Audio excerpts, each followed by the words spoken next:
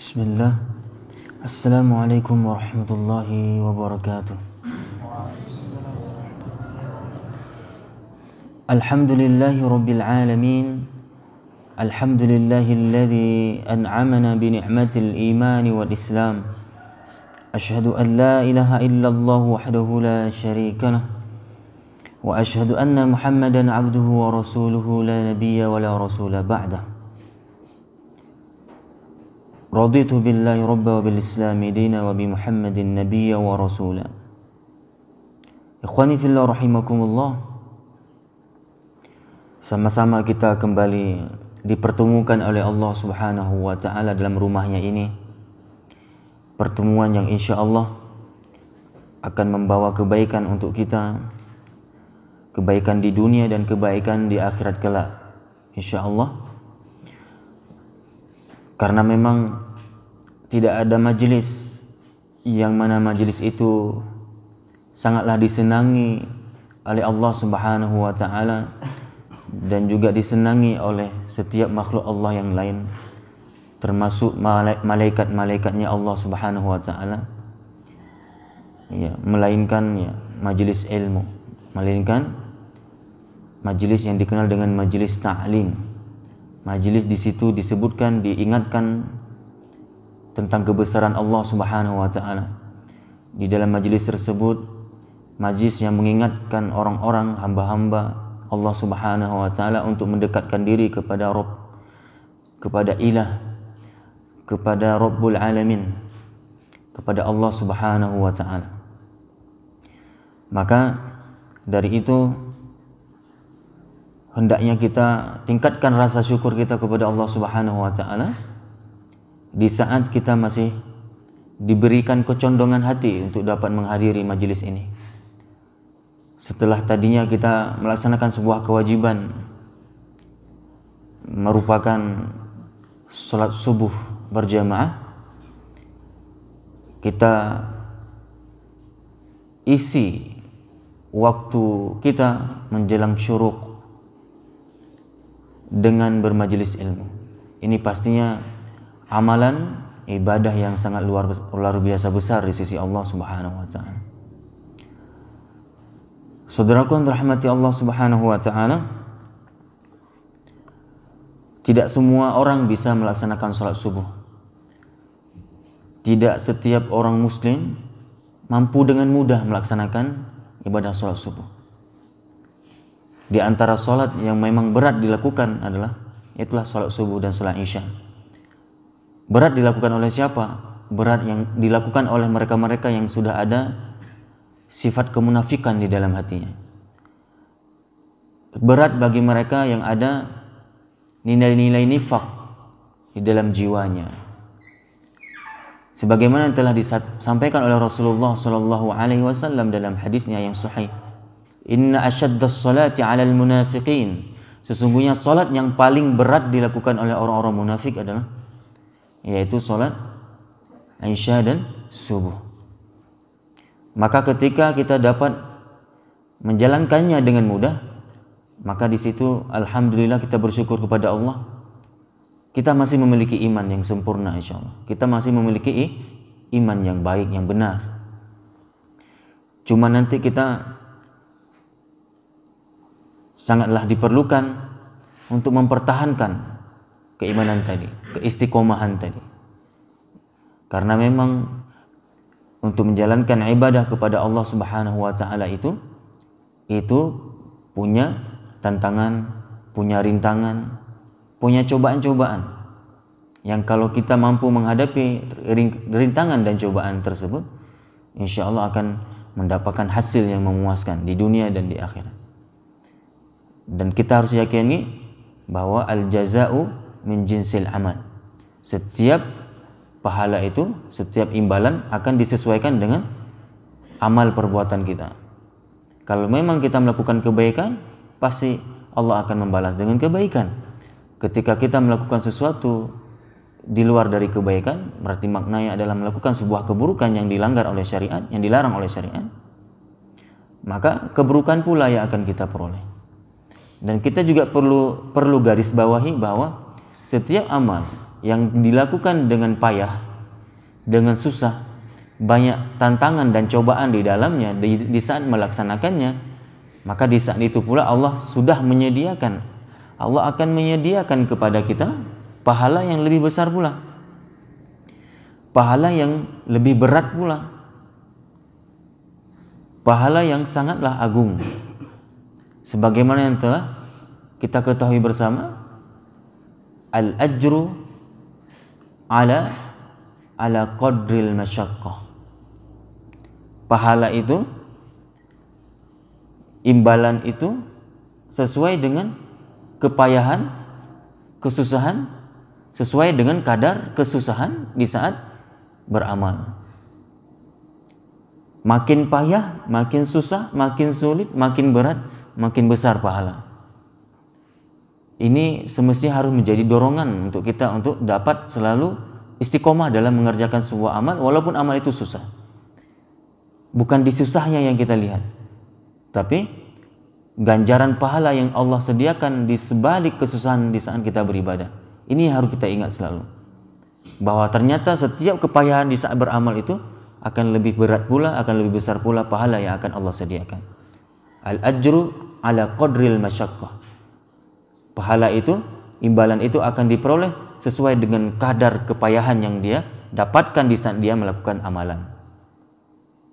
Saudaraku yang dirahmati Allah Subhanahu wa taala, maka bersyukur kepada Allah sekali lagi ketika hati ini masih dicondongkan oleh Allah. Hati ini masih ada kecondongan untuk kepada kebaikan, mendatangi rumah Allah. Ya. Setelah itu seperti kita biasanya, alhamdulillah juga ya aktif setelah sholat subuh berjamaah untuk menghadiri ataupun ya bermajelis sebentar di dalam majelis ilmu ini. Dan ini insya Allah merupakan implementasi, aktualisasi dari firman Allah Subhanahu wa taala, fa idza faragta fansab, fa idza faragta fansab. Apabila kamu sudah menyelesaikan sebuah amalan, selesai itu jangan biarkan diri kita ini dalam kekosongan waktu. Jangan sampai waktu itu kosong tanpa terisi dengan amal yang berarti, yang bermanfaat untuk akhirat kita, untuk dunia dan akhirat kita. Maka apa solusinya? Fansab. Segera lakukan, segera isi lagi. Jangan sempat kosong nanti diisi oleh syaitan. Jangan sempat nanti waktu itu kosong yang sehingga dalam kekosongan itu akan diarahkan oleh setan kita untuk melakukan hal-hal yang bersifat ya, negatif. Maka konsepnya apa? Fa idza faragta fansab. Apabila kamu sudah melakukan sebuah amalan dan kamu sudah lihat ada waktu kosong, jangan biarkan kosong, isi lagi. Isi kekosongan tersebut dengan kebaikan-kebaikan. Begitulah dan begitulah selalu sampai kita menuju kepada Allah. Yang sehingga apa? Akhir dari kehidupan kita, akhir di mana di saat itu kita dalam kebaikan. Waktu terakhir dari kehidupan kita yang kita jalani di dunia yang sementara ini, di saat itu kita sedang berada dalam amal kebajikan. Namun dikhawatirkan sangat kita berlindung kepada Allah di saat kita ya, menjalani kehidupan dengan kekosongan waktu yang luar biasa. Maksud kekosongan waktu apa? Tidak kita isi dengan amal soleh. Di saat itu pula Allah memanggil kita. Di saat itu pula Allah mendatangkan malaikat maut untuk mencabut nyawa kita. Dan di saat itu kita sedang berada dalam kekosongan. Bahkan na'udzubillah, kita memang mengisi waktu kosong tadi, tapi bukan dengan amal soleh, tapi dengan maksiat. Na'udzubillah. Kalau kita ataupun siapa saja mati, na'udzubillah sekali lagi, berlindung kita kepada Allah dari su'ul khotimah. Karena kalau sempat meninggal dunia, namanya saja istilahnya meninggal dunia, meninggalkan dunia. Berarti apa? Dia tinggalkan dunia menuju ke alam lain, yaitu alam barzakh. Dan di saat hari perpisahan dia, akhir dari kehidupan dia di dunia tersebut, di saat itu dia dalam keadaan bermaksiat kepada Allah. Dalam keadaan dia melakukan kesyirikan misalnya. Di saat itu dia sedang melakukan perzinaan, perjudian, pencurian, perampokan. Di saat itu dia sedang dalam keadaan durhaka kepada dua ibu bapaknya. Di saat itu dia sedang melakukan hal-hal yang memang menjerumuskan dia ke dalam neraka Allah. Na'udzubillah, sangatlah buruk akhir dari kehidupannya. Maka jangan sampai kita di saat nanti Allah memutuskan takdirnya untuk supaya kita berpisah dengan dunia ini, di saat itu kita dalam keadaan bermaksiat. Na'udzubillah, jangan sampai. Kita berlindung kepada Allah dari su'ul khatimah. Ya, mudah-mudahan kita yang berhadir hari ini semua hamba-hamba Allah Subhanahu wa taala yang diberikan fadilah akhir dari kehidupannya menjadi husnul khatimah. Dalam keadaan khatimahnya itu husnul khatimah. Penutup kehidupan yang baik. Kenapa baik? Karena sebelum meninggal dunia dia dalam keadaan beramal soleh. Ya, mudah-mudahan kita mendapatkan husnul khotimah semuanya. Saudaraku yang dirahmati Allah Subhanahu wa taala, sama-sama kita simak kajian hadis pada kesempatan kali ini. Hadis di dalam tema anjuran untuk berkunjung, bergaul, dan juga berteman dengan orang-orang baik. Tema hadis yang kita coba angkat pada kesempatan kali ini dalam kitab Riyadhus Shalihin, kitabnya Imam An-Nawawi rahimahullah, yaitu beliau menulis satu judul di dalam kitabnya ini, berkunjung, bergaul, dan berteman dengan orang-orang baik. Di dalam bab ini Imam An-Nawawi rahimahullah menukilkan hadis dari Abu Hurairah radhiyallahu anhu, yaitu dari Rasulullah sallallahu alaihi wasallam. Di dalam hadis tersebut Rasulullah menyampaikan ada seorang laki-laki, anna rajulan zara akhan lahu fi qaryatin ukhra. Ada seorang laki-laki yang dia itu ingin berkunjung saudaranya di sebuah desa lain. Dia ingin mengunjungi saudaranya di desa lain.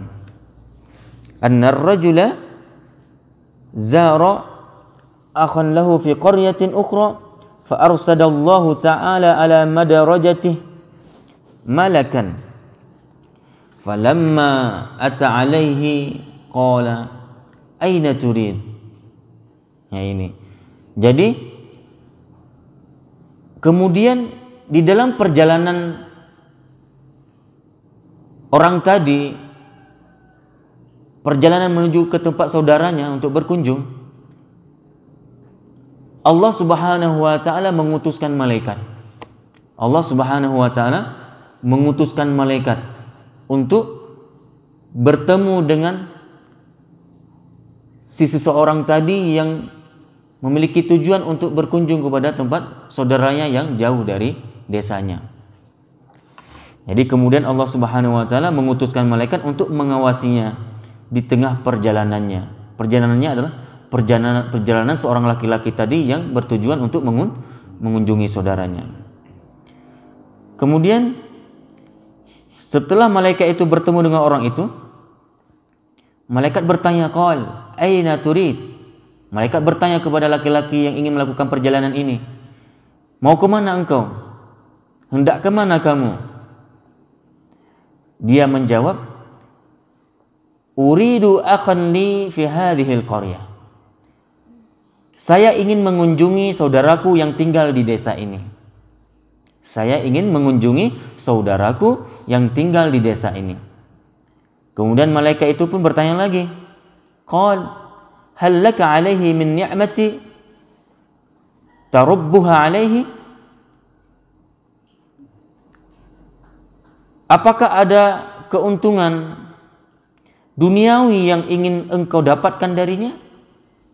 Maksudnya apa? Malaikat ini bertanya, kamu itu ngapain ke tempat saudaramu? Tadi kan dia udah jawab bahwa aku ingin ke tempat saudaraku. Kemudian malaikat bertanya lagi, ngapain? Apakah kamu ingin ke tempatnya itu untuk mendapatkan sesuatu urusan yang bersifat duniawi ya? Maka si laki-laki ini menjawab, la ghaira anni ahbabtuhu fillah ta'ala. Tidak, hanya saja aku mencintainya karena Allah semata. Karena dasarku cinta kepada dia karena Allah, Ya aku ingin mengunjunginya saja. Gak ada kepentingan apapun yang bersifat duniawi. Aku datang ke rumah dia itu bukan untuk keperluan tertentu yang bersifat duniawi. Apakah untuk meminta sesuatu darinya, meminta sembako mungkin, meminta bantuan, ya, untuk menghibah di depannya. Tidak, bukan itu tujuan saya. Tidak ada harapan dunia yang aku inginkan ketika aku berkunjung, ingin aku berkunjung ke rumah temanku ini. Yang aku inginkan apa? Aku ingin mengharap ridha Allah. Itu siratan makna dari bahasa si laki-laki tadi. Aku cuma ingin mengunjunginya karena aku mencintainya karena Allah. Berarti dia memang bertujuan untuk mengharapkan fadilah dari silaturahmi itu. Ya ini. Kemudian lalu malaikat itu berkata, Qal fa inni Rasulullah ilaik bi anna Allah qad ahabbaka kama ahbabtahu fih. Rawahu Muslim. Kemudian malaikat itu berkata lagi, sesungguhnya aku ini adalah utusan Allah, yaitu malaikat untuk menjumpaimu. Nah ini. Dan sesungguhnya Allah Subhanahu wa taala telah mencintaimu sebagaimana engkau mencintai saudaramu karena Allah. Hadis Sahih Muslim. Bisa kita pahami sama-sama hadis ini? Kami ulangi ya. Ada seorang laki-laki yang bertujuan untuk mengunjungi saudaranya yang jauh dari desanya. Oke. Kemudian dalam perjalanan laki-laki ini tiba-tiba didatangi oleh seseorang. Yang mana seseorang ini siapa tadi? Malaikat yang diutuskan oleh Allah. Kemudian malaikat ini bertanya, kamu mau ke mana? Saya mau ke rumah teman saya. Saya mau ke rumah saudara saya di desa ini. Apa tujuanmu? Apakah karena ada sesuatu keperluan dunia yang ingin engkau harapkan darinya? Enggak, bukan itu tujuanku. Namun aku sengaja mengunjunginya karena memang dasar cintaku kepadanya karena Allah. Aku cuma ingin mengambil fadilah silaturahmi. Aku cuma ingin bersilaturahmi. Kemudian apa kata malaikat? Wahai saudaraku, wahai laki-laki, aku ini sebenarnya adalah malaikat yang Allah utuskan untukmu. Ya. Kemudian aku juga ingin memberitakan kepadamu bahwa Allah mencintaimu. Kenapa Allah mencintaimu? Karena engkau telah mencintai saudaramu itu karena Allah Subhanahu wa taala. Apa yang bisa diambil hikmah dari hadis barusan? Seseorang ataupun siapa saja di antara kita yang kalau kita berkunjung, bersilaturahmi ke tempat saudara kita, saudara ini bukan berarti saudara kandung, siapapun orangnya. Ketika itu kita berniat memang berkunjung karena Allah, karena dasar cinta kita memang kepada seseorang tadi karena Allah, maka di saat itu kita akan mendapatkan fadilah apa? Fadilah cintanya Allah. Jadi di antara cara kiat untuk supaya kita dicintai oleh Allah Subhanahu wa taala, maka sering-sering saja kita mengunjungi saudara kita. Tapi dengan syarat di sini apa? Dengan syarat ketika kita melakukan kunjungan tidak ada niat-niat yang bersifat duniawiyah. Bukan tujuan-tujuan yang lain, bukan tujuan yang memang mengandung maksiat, bukan. Ada juga kita mengunjungi saudara kita tapi tujuan untuk bermaksiat. Ini malah yang dapat bukan cinta Allah, kebencian Allah. Ini yang dapat malah kemurkaan Allah. Maka pastikan diri kita ketika kita melakukan kunjungan ke tempat tertentu, niatkan karena Allah. Niatkan bahwa kunjungan kita ini disebabkan rasa cinta kita kepada seseorang itu karena Allah. Kenapa kita harus mencintai dia? Karena dia adalah orang yang dekat dengan Allah. Dia orang soleh pastinya. Di saat itu insya Allah kita akan dicintai oleh Allah. Nah, untuk apa sih Allah mencintai kita? Ya jangan untuk apa, jangan ditanya untuk apa. Beda cinta manusia dengan kita, dengan cinta Allah kepada kita. Beda cinta hamba dengan cinta Allah kepada hamba, beda. Allah kalau sudah mencintai hambanya, tidak sekedar mencintai. Bukan sekedar perasaan kayak perasaan kita. Ya sekedar aja gitu, enggak. Dan bahkan kita sesama manusia saja kalau kita sudah suka kepada seseorang, bahkan kita sebagaimana fitrah cinta itu sendiri, kalau kita sudah suka mencintai seseorang, pasti kita akan melakukan kebaikan kepadanya. Kita akan memberikan sesuatu yang terbaik untuknya. Kita akan memperlakukannya dengan perlakuan yang baik. Kalau kita sudah mencintainya, kita pasti akan memberikannya sesuatu yang baik-baik. Itu kalau udah cinta, itu manusiawi sekali, betul? Apalagi Allah. Masa kita ragu? Kalau Allah sudah mencintai hambanya, kita harus yakin bahwa Allah tidak mencintai sekedar mencintai. Pasti juga Allah akan berikan sesuatu kalau udah cinta. Allah pasti akan memperlakukan kita dengan perlakuan yang baik karena sudah cinta. Sebaliknya, nah hati-hati. Kalau Allah sudah membenci sesuatu, kalau Allah sudah membenci seseorang, Allah juga tidak benci-bencian. Pasti benci itu mengandung murka, murka itu akan membawa siksa kepada hamba tersebut. Begitu pula kita manusia, betul? Kalau kita sudah membenci seseorang, pasti kita akan memperlakukan dia dengan perlakuan yang buruk. Kita akan mendoakannya mungkin dengan doa yang buruk. Kita akan bersikap di hadapannya dengan sikap yang buruk. Pasti itu kalau udah benci. Manusiawi sekali. Ya, apalagi Allah Subhanahu wa taala. Inilah yang kita harapkan, saudaraku yang dirahmati Allah Subhanahu wa taala, yaitu cintanya Allah Subhanahu wa taala. Kalau Allah sudah mencintai kita, itu berarti apa maknanya?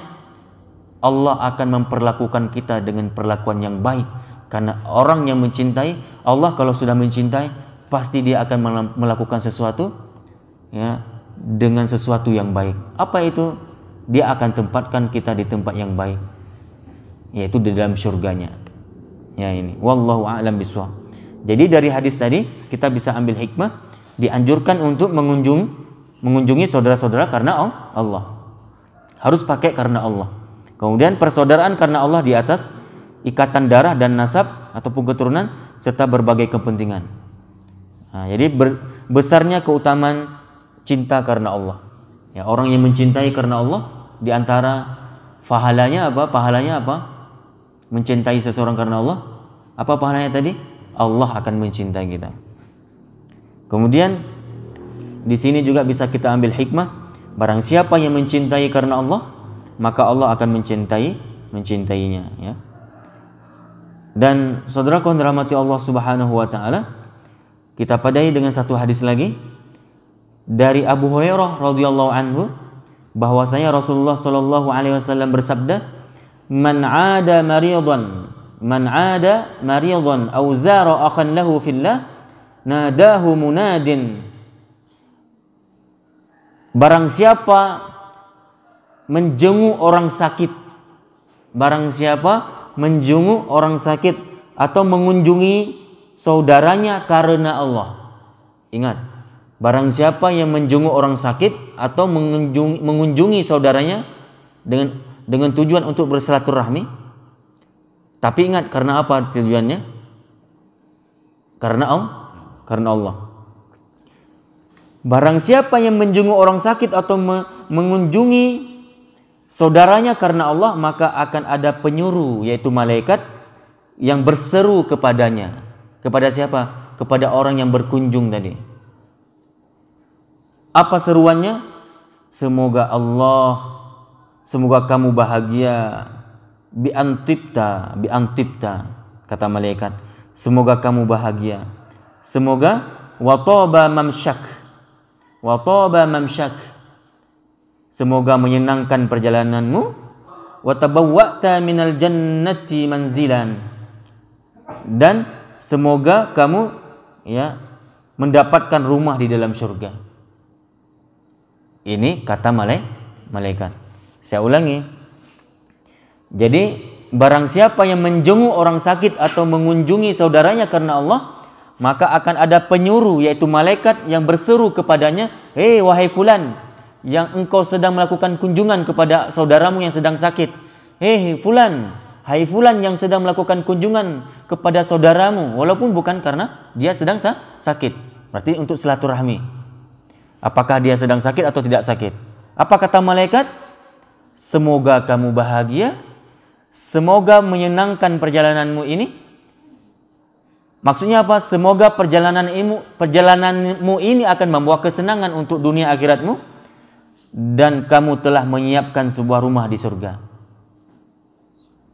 Jadi orang yang menjenguk orang sakit, orang yang bersilaturahmi akan mendapatkan apa? Doa malaikat.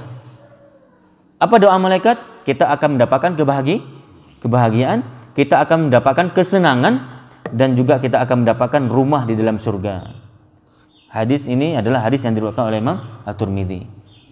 Dari hadis ini mudah-mudahan terdoronglah hati ini selalu untuk suka, senang mengunjungi saudaranya dengan sesamanya. Senang hati ini untuk mengunjungi orang-orang yang sedang sakit. Ketika dia mendengar ada berita temannya yang sedang sakit, saudaranya yang sedang sakit, maka langsung dia bergegas untuk mengunjunginya. Karena apa? Terdorong memang hatinya disebabkan pemahaman dia terhadap fadilah yang terkandung di dalam kunjungan tadi. Ternyata kunjungan itu tidak hanya kunjungan biasa, sampai-sampai malaikat pun ikut berdoa kepada orang yang melakukan kunjungan tadi. Doanya pun tidak sembarangan doa, Malaikat mendoakan kebahagiaan, malaikat mendoakan kesenangan, dan malaikat mendoakan untuk supaya kita disiapkan rumah dalam surga. Begitulah besar fadilah kalau kita melakukan kunjungan kepada saudara kita, baik dia sedang sakit atau bisa dia sedang sehat. Yang penting pastikan niat kita dulu bahwa kita berkunjung itu karena Allah Subhanahu wa taala. Mudah-mudahan ada manfaat apa yang kami sampaikan pada kajian subuh kali ini. Kita padai dengan doa kafaratul majlis. Subhanakallahumma wa bihamdika asyhadu an la ilaha illa anta astaghfiruka wa atubu ilaik. Wassalamualaikum warahmatullahi wabarakatuh.